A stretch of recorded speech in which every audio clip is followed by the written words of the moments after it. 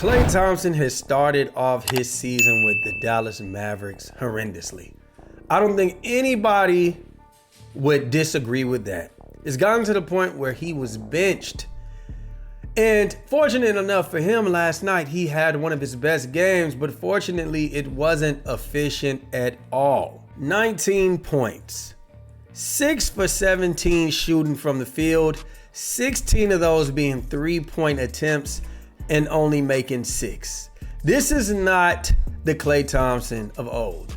Now, if you ask me, the main reason why Klay Tomphson isn't being as efficient as he used to be is one, because he's only relying on his 3-point shooting.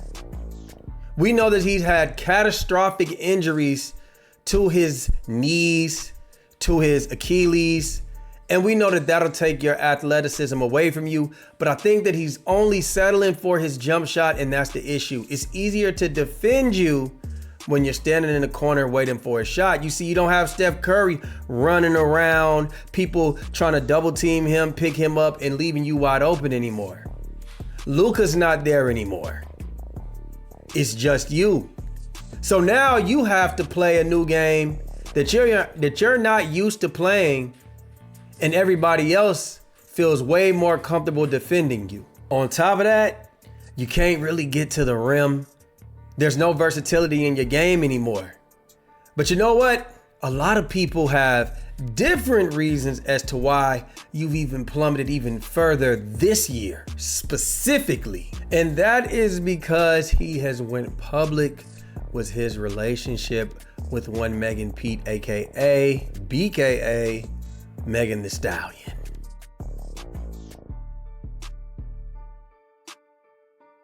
Megan Pete Thompson. Roses for my boo. I'm sorry I was late, babe. Damn it. I'm sorry. I thought I timed it well. Sorry. There's no excuse. And I'm gonna be honest with y'all, man. Shea Butter Twitter ain't gonna like what I got to say. The girls who comment on the Shade Room or Neighborhood Talk, things of that nature, the ones who kind of live in Delulu land, and they only just like when a black woman is seen as just a princess.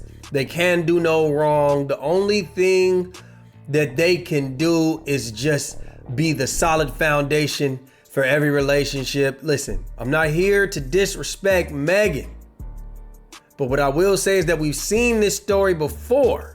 You see, Meg has dated every rapper in the game. We saw her with G-Eazy. We saw her with Moneybagg Yo. We saw her with Tory Lanez. The baby claimed that he clapped. We even seen Ben Simmons saying, they said that Ben Simmons hit her. We seen Blueface saying he got the sloppy toppy ill nah. We saw her getting on her knees in the middle of the club for Trey Songz.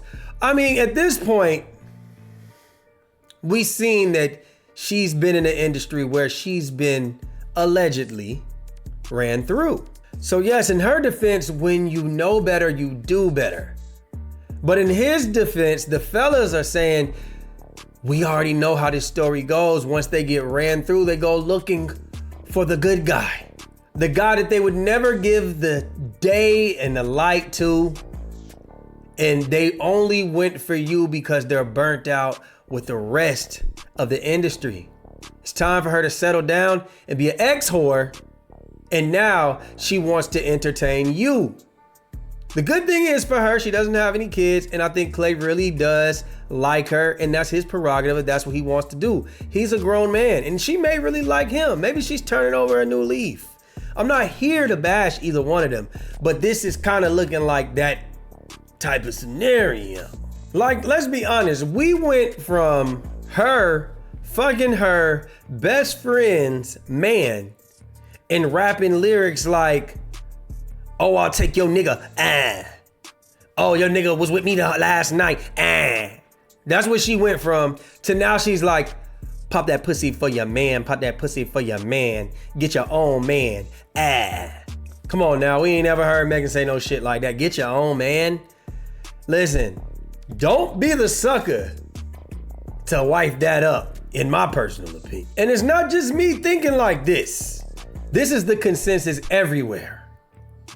Listen, men, a lot of us, we think alike. When we see a sucker, we realize, hey, some suckers got to get licked. It is what it is. So when we see fellow ex-NBA players, Patrick Beverley and Jason Williams, discussing this topic as if they were in the locker room on a podcast, this is where things would go viral. Ain't talking about Klay Thompson. Y'all steady trying to get him a pass. I ain't never seen Klay not shoot it like this. And for him to say I'm out of my prime, like, come on, Klay. Like, come on. He said that? Yeah. How many? Yeah, he's got a beautiful speaking of BBL. Yeah. I'm from West Virginia, man. I've been taught a lot by some old folks, old white folks. It only takes one pussy to drag a battleship across the desert. That's how powerful it is. So Most wars, it got something to, you know what I'm saying? Klay Thompson, I ain't saying that's what it is, but that might be what it is. Hell of an analogy, because many wars have started because of women. We just got to be honest. Usually, women are usually some type of reasoning for a man's downfall. And I'm not here to blame all women. Some motherfuckers is just stupid. Some dudes are just dumb. But we got to look at it like this. Usually when we used to see Klay in his off season, he would be on a boat somewhere in Golden State, in the Golden State area, in the Bay Area, fishing, getting his mental health right. Now we see him, and we never really seen him with a woman, a real deal black woman. This is a black woman from Houston. Listen, not only that, this is a woman who talks about popping ass, shaking ass, twerking. This is a real hood booger. He ain't never been with that. He is a privileged child of an NBA player. We gotta remember that. We see him doing things out of his ordinary.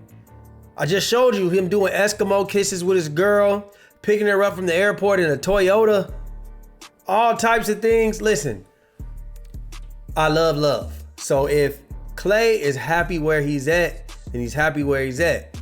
But it seems as if he's doing things out of his routine, and that could be a reason that he's slightly thrown off on his game. There's no way that he's spending as much time on the court as he is, like he has been in the past. They're exercising and working out together, and while that's fine, it's like, bro, she's not the athlete you are. You need to be full speed. Now, I can't say that for sure this is what's going on, but this is what it looks like. This is what y'all are projecting out there. And listen, if you don't really care, you're here to just collect your check, that's fine, Klay Thompson. But I feel like Jason Williams, this is a fair assessment to what y'all have been putting out. The results of watching you this summer and then watching your results when it comes to hooping is starting to make sense. Now, Klay Thompson would respond under the clip of this by saying, referring to my girlfriend as a pussy is so disgusting and disturbing, especially from someone who played in the NBA. How would y'all feel if I referred to your wives in such a way? At Pat Bev, do better, fellas. Very, very disappointing. Now, while I am on Jason Williams and Patrick Beverley's side of things, I do understand the disrespect that Klay Thompson is calling out. Even though I don't think that Jason Williams necessarily referred to her as a pussy, I can see how it's taken that way. So I do think that them being fellow NBA brothers and brethrens, it's tough when you speak locker room talk for the public to see. And that's where we've gotten when it comes to podcasts in 2025. We got to understand, it used to be a brotherhood code. These type of conversations was just something teams had in the locker room or at the hotel when they was, playing cards, talking about Klay Thompson. Never something for millions and millions of people to see. You're putting Klay Thompson in a position to where his girl says, you see that they talking about you? I know you know them, you played with them, you know them. What you gonna do about it? Now he has to say something. Now y'all might have a beef. Now he's thrown off his game when he gotta play a second back-to-back tonight. You see how this affects everyone? We do gotta understand what we're doing. If Patrick Beverley and Jason Williams are cool with that, just know that this is how it affects people coming to your podcast, things of that nature. You're saying the truth out loud. And if you're Klay Tomphson, listen, could be the truth hurts, my nigga. It is what it is. So y'all let me know down below how y'all feel about this situation.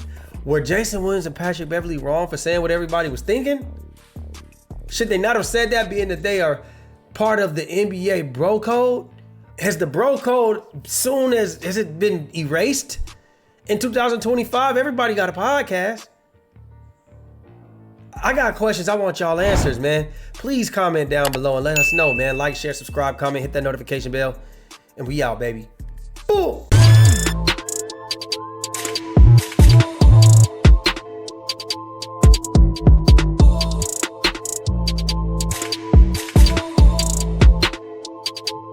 IG-TheLaFlareLounge. It's him.